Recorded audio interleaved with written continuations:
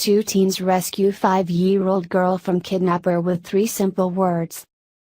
It is sad that we live in an era where a little girl who is riding her bicycle outdoors is potential target for a kidnapping. However, the world is still full of good people who know how to do the right thing, and this story is a prime example of just what kind of children are being raised in a modern society. Little Jocelyn was in the process of riding her bike in front of her grandmother's residence one day, and her mother was keeping a close eye on her through the window. A man in a maroon sedan would soon pull up and attempt to lure the 5-year-old away with promises of ice cream. He grabbed her by the neck and tossed her into the car before she even knew what had hit her.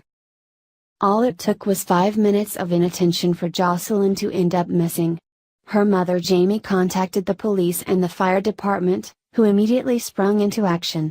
They set up blockades, and even though a group of volunteers also assisted in the search party, hours went by with no sign of the missing child.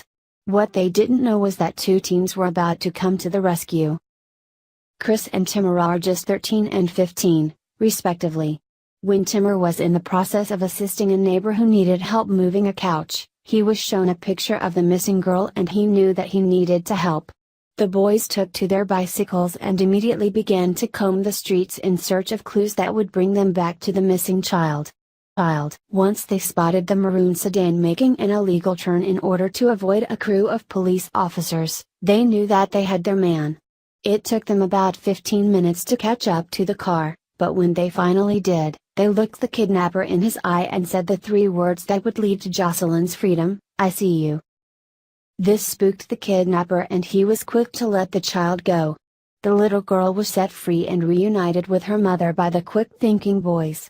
Jocelyn's family was very grateful to the boys, but in Timur's mind, this was not done for any sort of positive attention. All he wanted to do was help a child who was in need, and it is safe to say that he achieved this goal. Check out the video below to learn more about this amazing story.